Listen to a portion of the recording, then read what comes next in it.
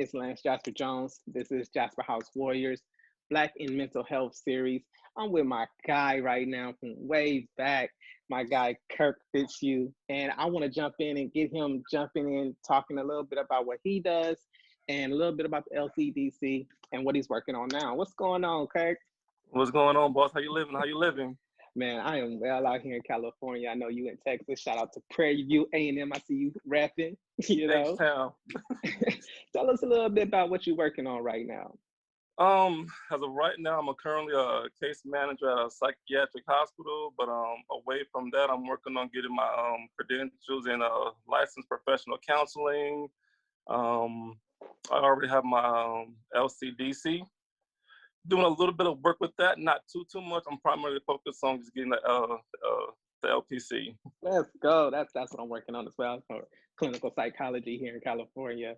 Mhm. So you went to TSU, you TSU. know, HBCU. Man, tell us a little bit about the HBCU life. That HBCU life is everything, man. I mean, I never knew what HBCU was. Coming from Los Angeles, we're not exposed to what really an HBCU is. We go to a little what is the Black College Expos, but you never Yeah. really know what it is until you actually get on that campus and see what you're diving into. You see people that look just like you, they talk like you, they walk like you, they act like you, and there's no judgment. You don't feel a sense of being different or outside of the realm. I love that. I'm on the other side of the spectrum, So I went to Marymount California University, predominantly white. I think I was amongst, 2% of Black people there. And of course, those decisions were made because I live with sickle cell anemia and traveling out of state and things like that. It just wasn't in the picture at the time. But what I learned, going to a school like that is your Blackness is on front every day, and the stigmas, the stereotypes. I wore braids at the time, and so I was every little Wayne in the book, and um, first time I've ever been called, an N-word to my face.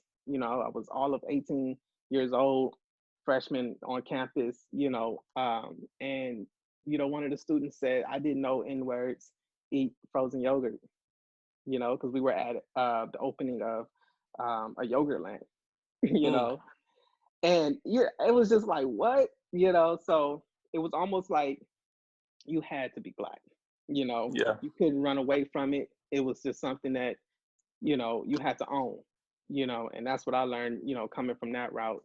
Um, but God, I love my HBCU brothers and sisters. As a Black man in mental health, I want to talk a little bit about some of the things we learned. In going into psychology, we learn about all the injustice, that has been done on our community, and it can really turn you off. You know, Tell me about a little bit of the obstacles that you have had, being a Black person, Black man in mental health. Um, like you said earlier, the stereotypes. I would prefer on myself as a big Black man at 6'5", 250 plus pounds. By default, my size pose a threat. Yes, it does. That's just what it is. I mean, by default, people look at me and they become afraid Yeah. without So, even so how do speaking. you Without manage that? I manage that by being as gentle as I can. A small approach, a simple greeting, hello, how you doing? Just to kind of ease the tension within that space. Now, do you find that, you know, as a disadvantage though? Yeah, I mean, at the end of the day, like I deal with doctors all the time, Mhm. having a chronic illness. And it seems like they have a license to just say whatever they want to say, whether they're wrong or right. And sometimes it's just very off-putting. But yet, like you said, being a Black man, even driving down the street, you Mhm. gotta watch. Like right now it's COVID-19 and we're wearing masks. And I feel like when I'm driving with my mask on, I'm subjected to, looking like a criminal or being pulled over easily, you Mhm. know. And so I wonder, like, from your perspective, being in the field, how does that make you feel? Like that you have to put on this gentle giant persona just to get across your professionalism.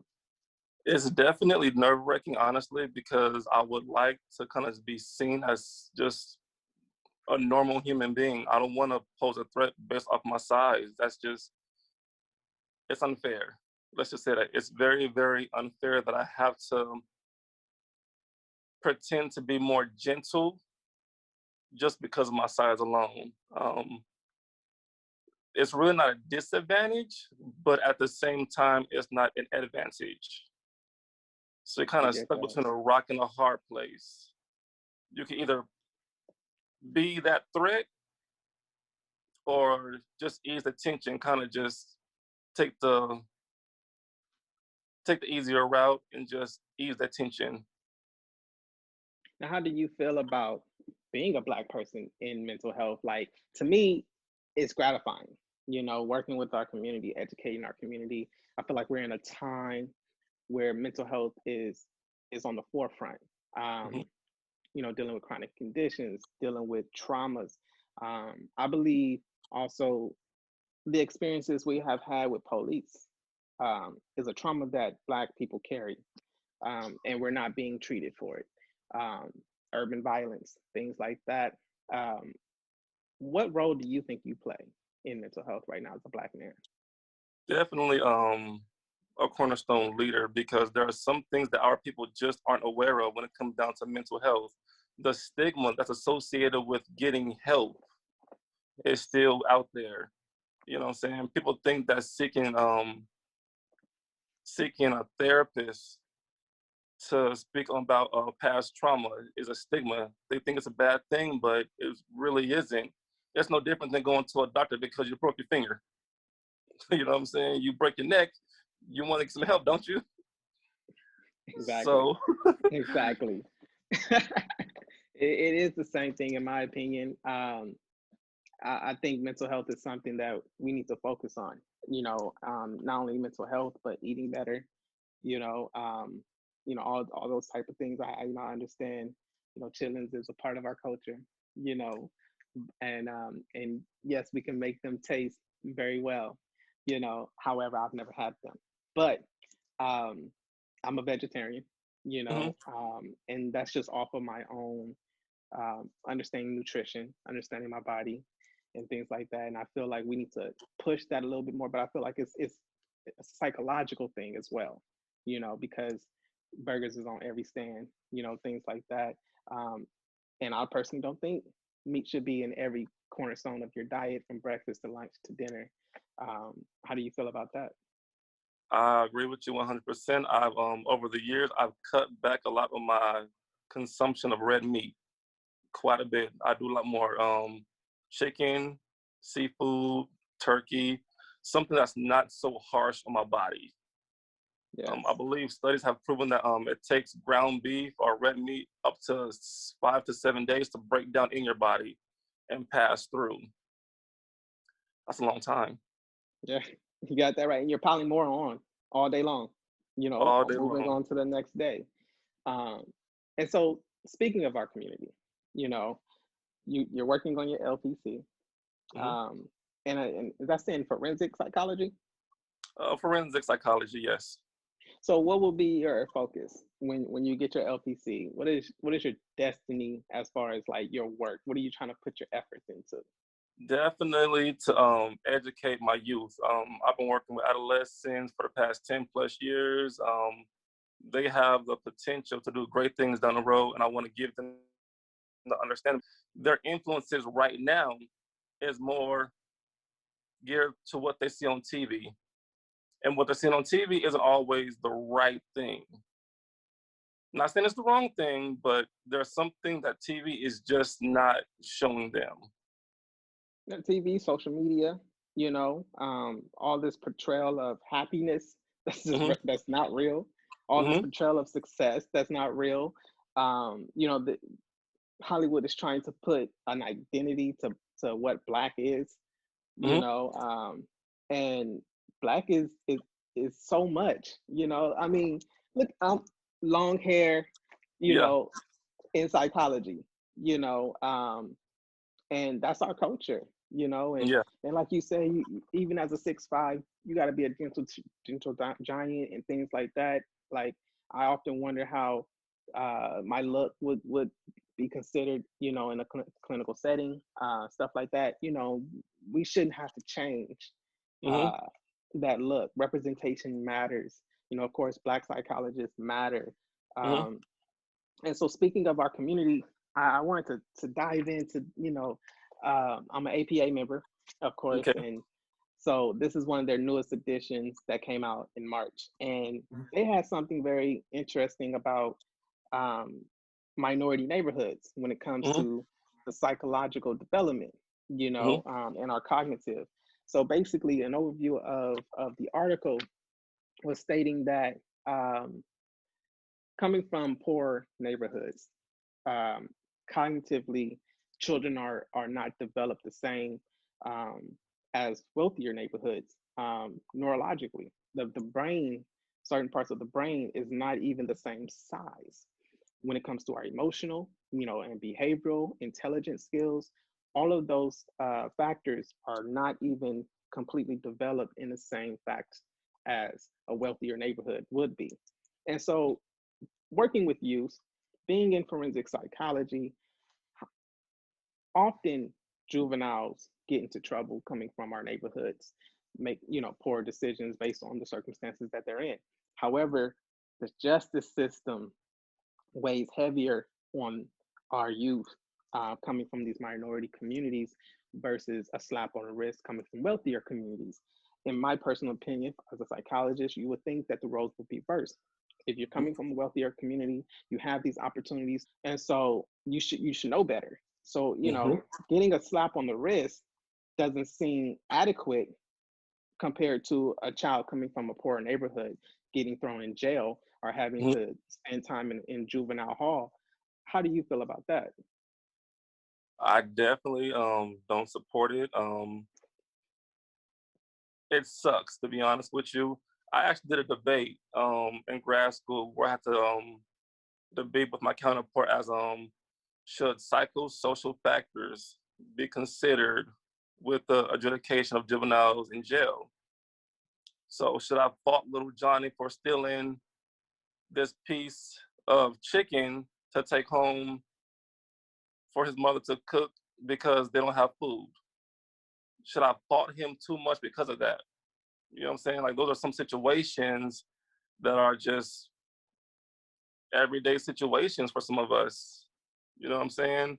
We lack opportunity, resources, finances. That's right. Um, there's several single mothers out there trying to trying to work several jobs to take care of, you know what I'm saying, 2 or 3 kids. Little Johnny's hungry. Mom's not home. He can't cook. Little Johnny's gonna go to the store and steal something to eat. You know what I'm saying? Should I fault him for that? No, not really, because who's there to take care of him? Do he wait and Right. just hope someone feed him, or he's gonna go out there and find some way to eat something? It's human instinct. You know, That's as it. humans, we have it's Maslow. You know, we have to Yeah. take care of our hierarchy needs, and one of our needs first and foremost is safety and food. You know, Mm-hmm. and so coming from these neighborhoods where safety lacks and food is scarce, of course we're going to have, you know, we're going to find ourselves in predicaments and Mm-hmm. circumstances ultimately that leads to the legal system, unfortunately. So, man, this has been so great. Before I get you out of here, you're in Texas, you're Oh yeah. representing Texas from the psychological perspective. What can you see resources that needs to be either implemented, you know, in Texas for the youth, for adults, for Black people in general, when it comes to mental health? We have to change the narrative and let it be known that seeking help is not a bad thing. I mean, just you and I sitting here conversing for these brief moments and minutes, it's a good thing for me because I'm able to express how I feel about certain situations, and my audience is you because you're listening. You're taking heed to what I'm saying, and vice versa. I'm listening to what you're saying, and I'm taking heed to what you're saying. Now I'm going to take the information that you gave me, interpret it, and make sure I give it to somebody else. You know what I'm saying? I'm going to let them know it's all right to express and just talk about what's going on. It's okay. It is okay. And that's one of my messages, is that it's okay. We're dealing with so much as, our Black community, and so much trauma that we carry, even, all handed down from slavery times. Our Mm-hmm. parents had a certain mentality, their parents had a certain mentality, and it Mm-hmm. was all based on survival. And here we are in 2021, for God's sakes, and we're still dealing with some of the same issues. And it's really because of the stigmas. And Black people, by right, we put on this great front as far as being strong. However, strong gets you only so far, you know. Mm-hmm. Um, and ultimately, we need to heal. We need to heal as a community. We need to support each other as a community even more. And so, man, thank you for jumping off our Jasper House Oh, yeah. Black in Mental Health series. Everybody, please check out my guy, Kirk Fitzhugh.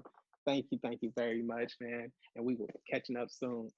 Yes, sir. Yes, sir. I look forward to the next one. Next time I wear the TSU sweater.